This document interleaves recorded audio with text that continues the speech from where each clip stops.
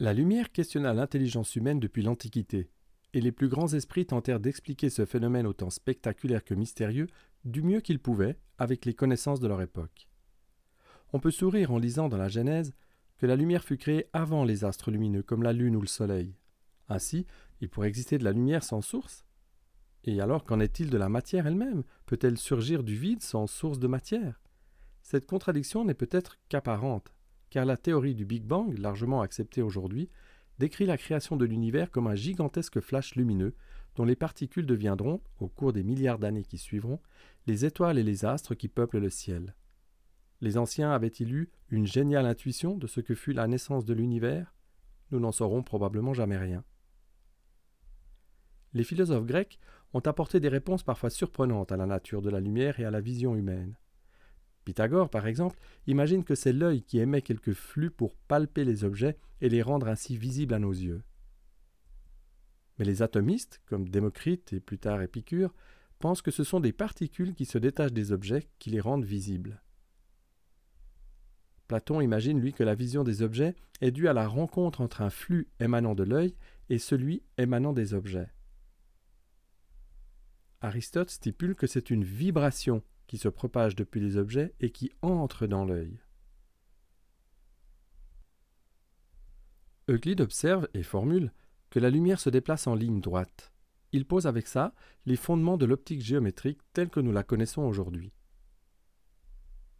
C'est finalement l'Irakien Alhazen qui formule correctement le phénomène de la lumière. Elle est émise par les corps lumineux, comme le Soleil par exemple, et elle est réfléchie par les corps opaques, comme la Lune par exemple.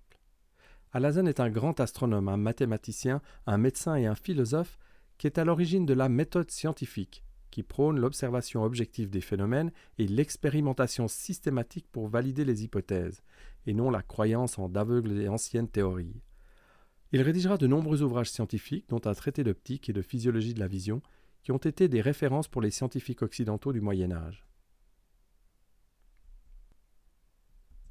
C'est Alois Römer qui déterminera pour la première fois la vitesse de la lumière et, surtout, qu'elle se transmet à une vitesse finie, que ce n'est pas un phénomène qui se transmet instantanément.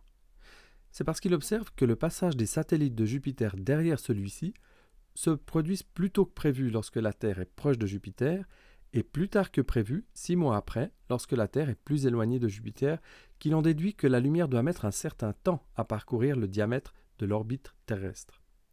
Son raisonnement est correct et en 1675, il calcule une vitesse de 220 000 km/s pour la lumière. La différence avec les 300 000 km/s admis aujourd'hui provient uniquement de l'imprécision sur le diamètre de l'orbite terrestre qui avait été déterminée à l'époque. Newton attribuera à la lumière une nature corpusculaire, c'est-à-dire qu'elle serait formée de petits corpuscules qui se déplacent en ligne droite. Mais Huygens lui opposera sa théorie sur la nature ondulatoire de la lumière, observation à l'appui. Au fil du temps, c'est la théorie ondulatoire qui va l'emporter, car elle permet d'expliquer simplement la plupart des phénomènes de la lumière. Ainsi, à la fin du XIXe siècle, c'est la théorie ondulatoire de Huygens qui domine, donnant tort au grand Newton. Néanmoins, il faut dire que certains phénomènes, qui restent difficiles à expliquer à l'aide de la théorie ondulatoire, peuvent être expliqués à l'aide de la théorie corpusculaire. À l'aube du XXe siècle, Max Planck introduit l'idée d'un monde fractionnaire, fait de corpuscules et de niveaux d'énergie finis, d'un monde granulaire, et non plus d'un monde purement analogique, lisse et continu. Les travaux d'Einstein iront dans la même direction et étayeront les travaux de Max Planck. La théorie ondulatoire est donc remise en question, et la théorie corpusculaire du grand Newton revient au goût du jour. Mais la théorie corpusculaire peine toujours à expliquer certains phénomènes que la théorie ondulatoire explique très bien, et réciproquement. C'est Louis de Broglie qui arrivera à créer des liens entre la théorie ondulatoire et la théorie corpusculaire, en particulier en parvenant à relier la longueur d'onde de la lumière à l'énergie du corpuscule, du photon.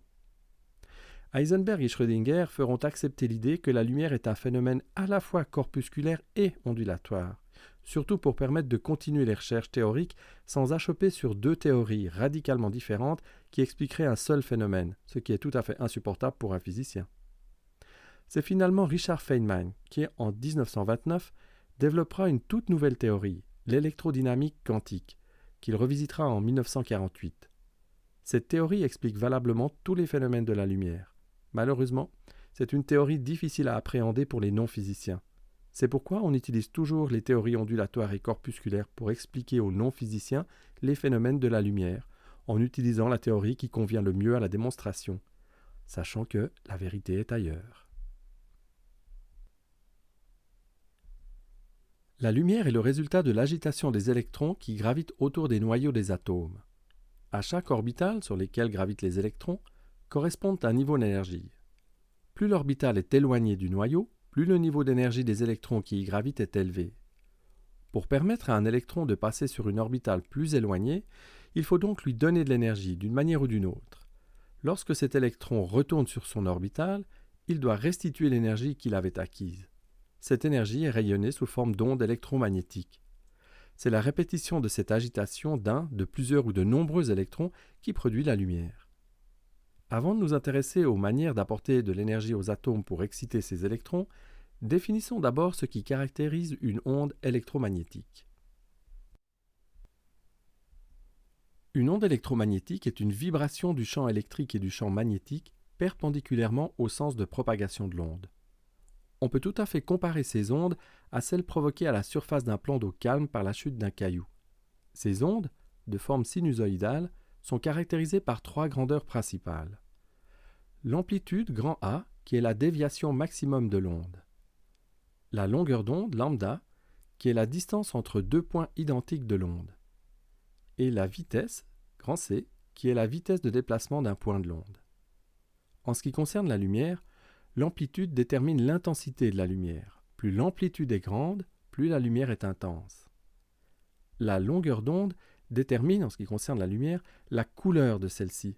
À chaque longueur d'onde correspond une couleur. Ainsi, une couleur pure peut être caractérisée précisément à l'aide de sa longueur d'onde. Nous allons y revenir. Enfin, la vitesse des ondes électromagnétiques dans le vide est une constante universelle, qui est de 299 792 458 mètres secondes, soit environ 300 000 km secondes. C'est la vitesse à laquelle se déplace le sommet d'une oscillation. La fréquence d'une onde n'est autre que le nombre d'oscillations par seconde, autrement dit, le nombre d'allers-retours faits par l'amplitude par seconde. Pour une vitesse constante, plus la longueur d'onde est petite, plus la fréquence est élevée, car, à vitesse égale, il y aura plus d'oscillations complètes en une seconde puisque la longueur d'onde est plus petite. L'unité de la fréquence est le Hertz. Une fréquence de 1 Hertz correspond logiquement à une oscillation par seconde. La fréquence de nos réseaux Wi-Fi, 2,5 et 5 GHz, ou GSM, 900 et 1800 GHz, n'est rien d'autre que l'expression de la longueur d'onde radio utilisée par ces appareils pour communiquer, mais sous la forme d'une fréquence plutôt que sous la forme d'une longueur d'onde. Comme de toute façon les deux sont intimement liés, faire varier l'un fait varier l'autre dans les mêmes proportions, l'utilisation de l'une ou l'autre grandeur est sans importance, c'est qu'une question de convention. La lumière, composée de toutes ces couleurs, n'est qu'une infime partie de l'ensemble du spectre électromagnétique qui comprend d'autres familles d'ondes. Toutes ces ondes sont de même nature et se comportent toutes de la même manière que la lumière, mais seule la lumière est perceptible avec les yeux. Dans les longueurs d'onde plus petites que celles de la lumière, on trouve successivement les rayons ultraviolets, les rayons X, les rayons gamma et les rayons cosmiques. Dans les longueurs d'onde plus longues que celles de la lumière, on trouve successivement les infrarouges, le rayonnement thermique, les ondes radar, les ondes utilisées pour la transmission de la télévision, de la téléphonie sans fil, la GSM, de la radio, avec ses ondes ultra courtes, ses ondes moyennes et ses grandes ondes. On trouve ensuite les ondes émises par le courant alternatif de nos réseaux électriques et les ondes émises par le cerveau, résultat des échanges électriques entre les neurones. Plus la longueur d'onde est courte, plus les ondes sont énergétiques. Ainsi, les rayons X, les rayons gamma et les rayons cosmiques peuvent-ils aisément traverser la matière, alors que les ondes longues, comme les ondes radio, sont facilement absorbées par la matière, d'où par exemple la diminution de réception du réseau cellulaire à l'intérieur des bâtiments. La lumière est donc la partie du spectre électromagnétique qui est visible avec les yeux, si j'ose dire, ce qui est la définition même de la lumière.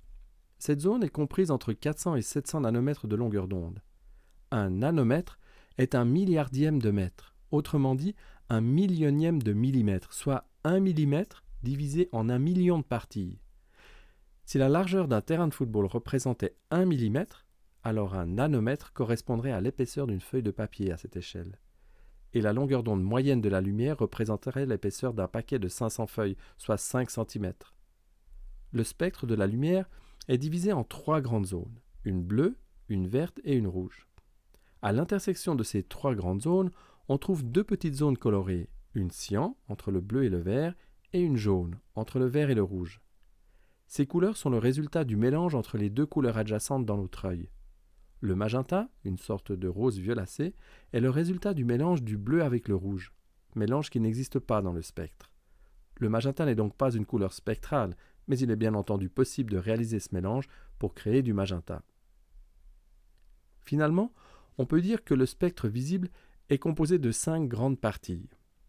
Entre 400 et 480 nanomètres, on trouve le bleu. Entre 480 et 500 nanomètres, le cyan. Entre 500 et 580 nanomètres, le vert. Entre 580 et 600 nanomètres, le jaune. Entre 600 et 700 nanomètres, le rouge. On peut discuter à l'infini du nombre de couleurs visibles dans le spectre, etc. Toutefois, cette division en 3 grandes zones séparées par 2 petites interfaces est suffisante et correspond à la structure de notre rétine et à la perception des couleurs par le système visuel. Le violet, appelé aussi indigo, est un bleu violacé que l'on représente parfois à l'extrémité gauche du spectre. Mais cette présence de rouge dans le bleu n'est qu'une illusion. Il ne peut y avoir de rouge à cette extrémité du spectre. Cette sensation violacée provient d'un défaut d'absorption des pigments présents dans les cellules de la rétine, responsables de la vision du rouge. Ces pigments, qui ne devraient détecter que le rouge, réagissent aussi au bleu. Ainsi, lorsque les cellules responsables de la vision du rouge sont touchées par un bleu pur, elles réagissent et signalent la présence de rouge, ce qui est faux. La lumière blanche est le résultat du mélange de toutes les couleurs du spectre. Le blanc n'est donc pas à proprement parler une couleur, mais le mélange de toutes les couleurs. De même, le noir n'est pas une couleur, mais l'absence de couleur, l'absence de lumière. Pour des raisons pratiques, on assimile parfois l'ultraviolet proche et l'infrarouge proche à la lumière, bien que ces rayonnements ne soient pas visibles strictement parlant. Venons-en aux méthodes d'excitation des atomes en vue de former la lumière. L'incandescence est une des 2 grandes techniques pour produire de la lumière. Il s'agit de chauffer un corps à une température suffisamment élevée pour qu'il devienne lumineux, comme par exemple le filament d'une ampoule ou un fer à cheval dans la forge du maréchal Ferrand. L'incandescence produit une agitation très chaotique des électrons. Chaque électron restituant l'énergie en fonction de ses déplacements, la lumière de ces sources est très riche et donne un spectre très complet qu'on dit continu, c'est-à-dire lisse, sans trou. L'autre technique de production de lumière est la luminescence. Il s'agit là d'exciter les électrons par d'autres moyens que la chaleur. Dans ce cas, seuls certains électrons sont mis en jeu, et ceci de manière très ordonnée. Chaque élément chimique ne met en jeu que certains électrons qui ne vont se déplacer que de telle couche à telle couche et revenir à leur emplacement initial, restituant ainsi toujours la même quantité d'énergie, la même couleur. Ainsi, les spectres produits par luminescence ne comportent-ils que certaines couleurs, celles qui correspondent aux électrons mis en jeu et à leur déplacement. Ce sont des spectres discontinus, ou spectres à raies.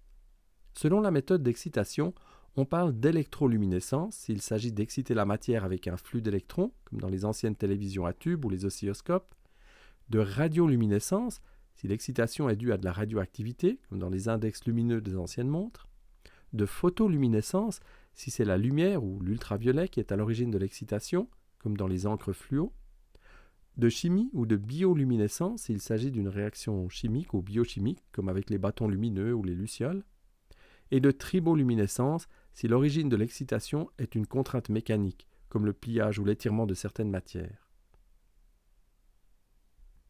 Le spectre d'émission des sources luminescentes ne dépend que de la matière excitée. Finalement, son spectre est sa signature. C'est d'ailleurs une des techniques qu'on utilise pour déterminer la nature d'une substance inconnue. En l'excitant pour la rendre lumineuse, elle révèle son spectre, et comme son spectre lui est propre, cela permet de l'identifier.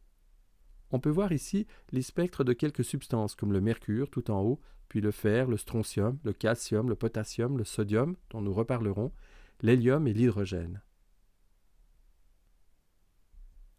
La fluorescence et la phosphorescence ne sont que des cas particuliers de la luminescence. Dans la fluorescence, l'émission lumineuse cesse lorsque l'excitation cesse. alors que dans la phosphorescence, l'émission lumineuse continue après que l'excitation a cessé, car les électrons restent excités quelque temps et ne retournent sur leur couche initiale que plus tard.